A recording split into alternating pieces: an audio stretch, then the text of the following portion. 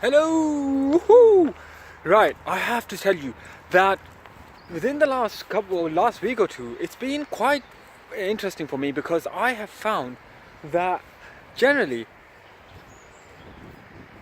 it has been a struggle kind of keeping to my checklist, which has been amazing because as spring came around, I thought to myself that things will become easier because I'll have more energy. You know, when the sun's shining, you generally, you see this? Can you hear those birds, the beautiful sound, and you know what? You feel as if you've got the energy to make things happen. I absolutely feel that way. But I found it hard. I found it difficult to keep to my regime, my checklist. You know, I'm a systemized person. I like to kind of like stick to things. Otherwise, the thoughts get the better of me. Hey, hands up. And this is where Hill has got it right, Napoleon Hill. And I'm so glad to have finished Think and Grow Rich finally. My wife gave it to me as a birthday present about nearly 4 years ago now. I kept reading in bits, but I made a point about probably about 10 days or 2 weeks ago starting it, and I said to myself, I'm gonna finish this this time. And I did. I finished Think and Grow Rich, and oh my god, what an absolute fantastic legendary book that is. And towards the end of it, in the very last chapter, and probably in the last 2 or 3 pages, he puts on what ifs, all the what ifs someone can think about.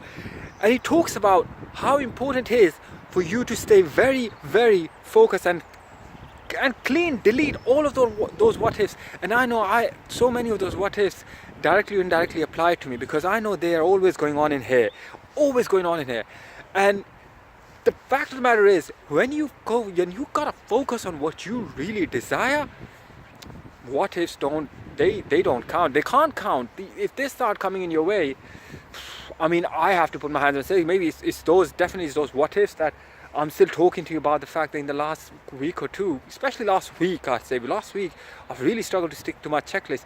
Sometimes it's the case that, you know, it's not even the fact that I'm just sitting there procrastinating, but I'm finding things to take my attention away from the matter. And even when I've got the time, I've decided to read because I've allowed certain part of my mind to get rid of it. But motivation, get your motivation out. Why you start in the first place.